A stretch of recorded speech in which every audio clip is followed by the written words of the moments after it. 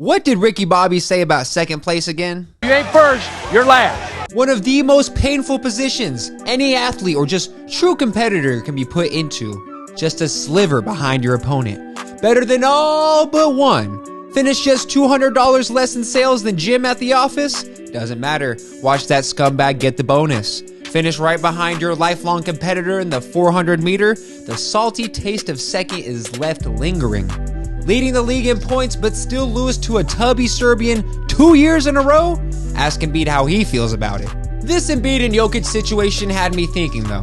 Who is the king of second place? Now let me get it out the way. We as fans, and admittedly even me sometimes, will not give second place enough credit. I mean shit, you're literally the most valuable over anybody in the league except one guy. I think the second placers do deserve a little bit of credit, no?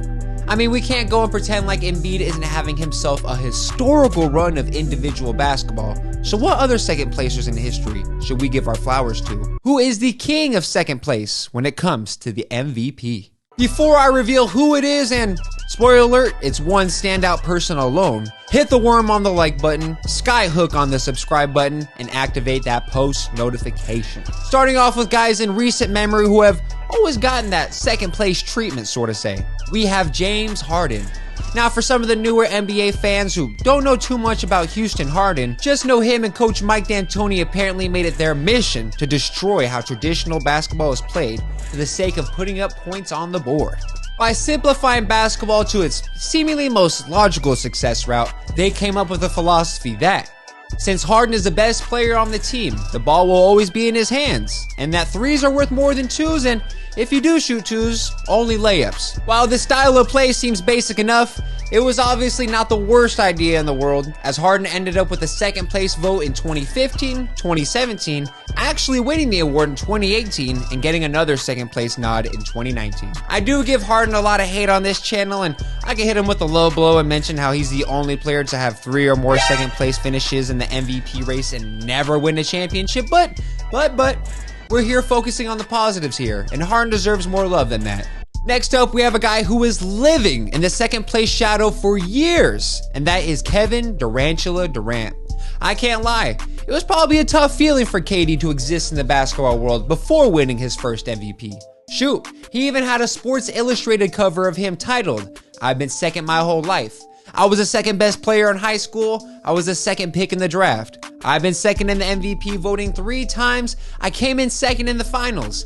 I'm tired of being second. I'm not going to settle for that. I'm done with it." Say how you really feel then, Kevin. With LeBron being the chosen one, being crowned the guy in the league years before KD was drafted in 07, and it unfortunately hurt him, as every year KD was second place, 2010, 2012, and 2013, LeBron was the one who ended up winning the award. It took an injury to his co-star, Russell Westbrook, and being that season's scoring leader to convince the voters enough that the Slim Reaper finally deserved one MVP of his own. Next up on the list, we have a guy you might have heard of before. The one who makes cool looking shoes. Michael Jordan's excellence continues to be elevated for all to see. As a man who has himself 5 MVPs already, also came up second in the years 1987, 1989, and 1997. There's no way in my good conscience that I could ever put the greatest of all time as king of second place. But I did think it was interesting that the man has a real argument that he could have been an 8-time MVP winner. Okay, maybe not during Magic's 13 assist year, but at least over the weirdo Karl Malone in 97, right? We are now moving on to the next tier of players.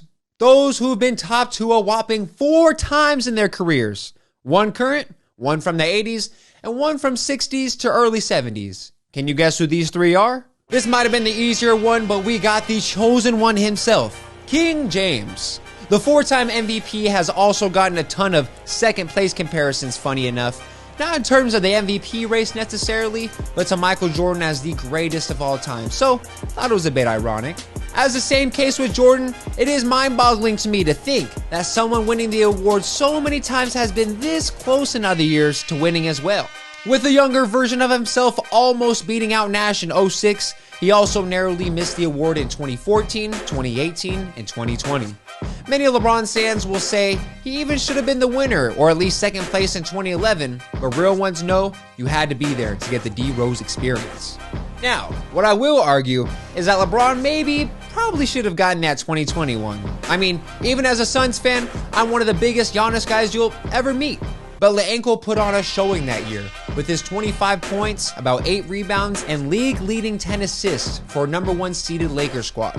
But hey, maybe that's why I don't gotta vote. But LeBron, I can't crown you as king of #2. So who played in the 80s and came that close to winning 4 MVPs? Hands down, the greatest white boy to pick up the ball, we got the back-to-back MVP, Larry Legend. Bird was a damn phenom straight out the gate in his time in the league. With second place nods in his second, third, and fourth years, he decided to go ahead and rack up 3 in a row in 84, 85, and 86 to establish his dominance, concluding his absurd individual run by finishing second behind Mike in 88. Was a nice little cherry on top for Bird. Keeping in mind that the hick from French Lick? Yeah, apparently that's what fans used to call him. Go ask Basketball Reference about it. This guy had won 3 MVPs in a row. He's leaning more of being the king of the MVP award rather than the king of second place, and for that reason alone, it can't be him. And now, the moment we've all been waiting for. This is the man who is truly the king of second place for the MVP. For his career, averaging 27 points, 5.8 rebounds, 6.7 assists, a 12-time All-NBA, a 14-time All-Star, a scoring champ, 5-time All-Defensive Team, the 1969 Finals MVP, second place in the MVP race during the years of 1966, 70, 71, and 72, but never won one himself. It's Mr. 1-9 in the finals. The logo, Jerry West. This poor dude, I mean, seriously, he was a genuine bucket. If you go and watch a game of his on YouTube, you'll see. But good God, that stigma around him must have been hell at the time. Being second place in the finals 9 times is heartbreaking enough, but not being able to be properly rewarded for your individual talents has to be demoralizing. So why didn't he win it? Looking at the 66 year, he lost it to Wilt's 2K averages of 35, 25, and 5.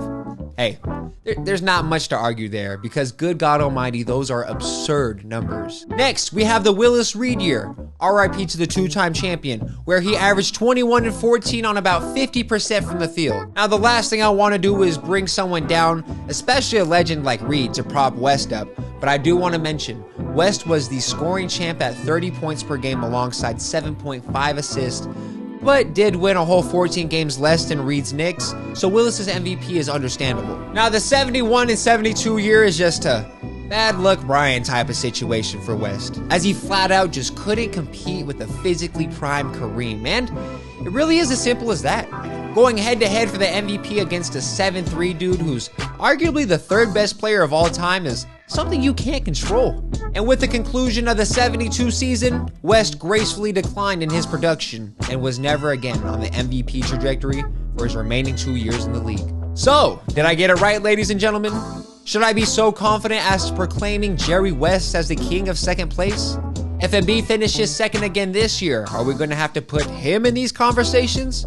You let me know down in the comments below, Dashin' Hoopers, and as always, y'all have a phenomenal rest of your day.